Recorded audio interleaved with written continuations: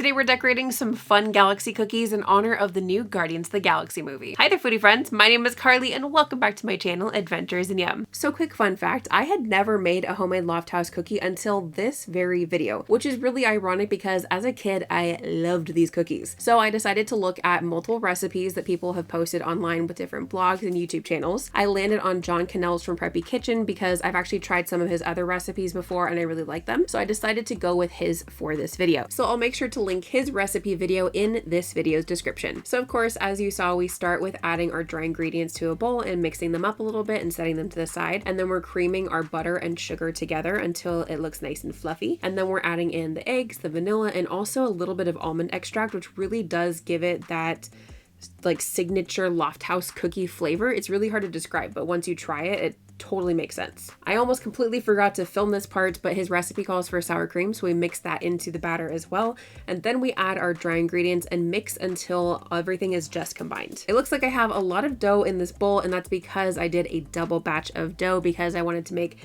the cookies that you're seeing in this video, plus some other ones that I wanted to kind of test out. And then something that I switched up from John's video is that after you put the dough together, you actually let it rest before rolling it out.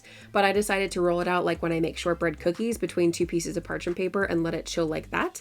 The only thing I would say is that for these cookies, because I'm so used to rolling shortbread, I rolled them thinner than I should have. In the future, I think I want to roll them out so that they're probably going to be double the thickness as they were in this video, but they still work out really well. After chilling the dough for at least 1 hour in the refrigerator, we take a number 3 cookie cutter and cut our dough. Number 3 is obviously representative of Guardians of the Galaxy Volume 3.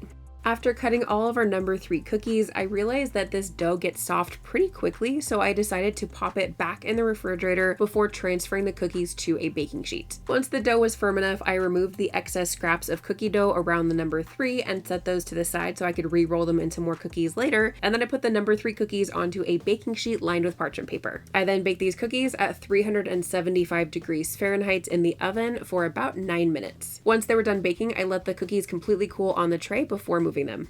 Next up, we gotta make the frosting for the cookies. So I decided to make a double batch of my American style buttercream, and that recipe video will be linked in the description. After the butter has been thoroughly creamed and we add in our sifted powdered sugar as well as vanilla and salt, we're gonna split this in half because I wanted to dye half of it black. Obviously for Galaxy, the base is gonna be black with little pops of color, and then use the other half of white vanilla buttercream to make the colors for the Galaxy, as well have some extra on the side for my other project. After we split the buttercream in half, for one of the bowls, we're adding sifted black cocoa as well as melted dark chocolate chips to get our nice chocolatey base. Then we're going to add some black food coloring to it. I actually ran out of black food gel, which is what I prefer, but I also had this black food coloring on hand that did the trick. If you saw my birthday cake video, you saw me using the hand blender to help darken the black buttercream into that beautiful jet black color. And so I decided to do the same thing here. It's not quite the same for the American buttercream as it was for the French buttercream. I feel like the French buttercream, it was easier to get it to become that beautiful jet black color, but this one does eventually work out. It just took some extra blending and some extra food color. We then add some white buttercream to 3 different bowls and dye one of them pink, one of them blue, and one of them purple using some food gel colors. Before we finish these Galaxy cookies, if you're getting value out of this video, then please make sure to hit that like button, click subscribe, and ring that bell to be notified about my latest video. Once all of our buttercreams are ready to go, we take a baking sheet and line it with parchment paper, and then we put down a whole layer of the black buttercream. I use an offset spatula to spread it out into a thin layer. This was a little bit on the thinner side, I feel like, than I usually would go for a nice thicker cookie, but the cookies were thin, the buttercream was thin, it actually worked out perfectly ratio-wise. Once our black buttercream is spread out across the whole sheet pan, then we're adding little dots of color around with the purple, the pink, and the blue.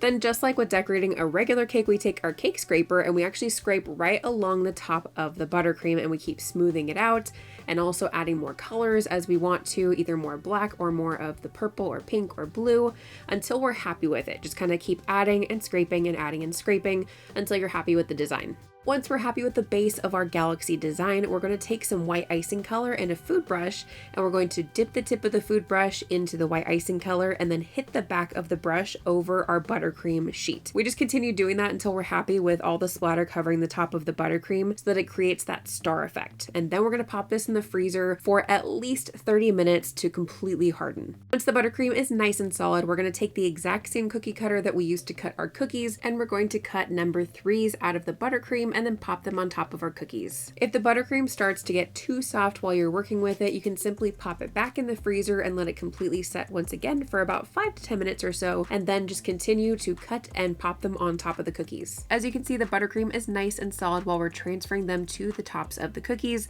and when we let them sit at room temperature for a little bit, the buttercream will actually stick to the cookies. These cookies are so good. There's something about the combination of that kind of cakey cookie with the buttercream that's just so good, and then these are also a little bit less sweet than your typical Lofthouse cookie because it's not only homemade, but it's also because of the black cocoa as well as the dark chocolate. These are so good. Definitely let me know in the comments if you give these a try.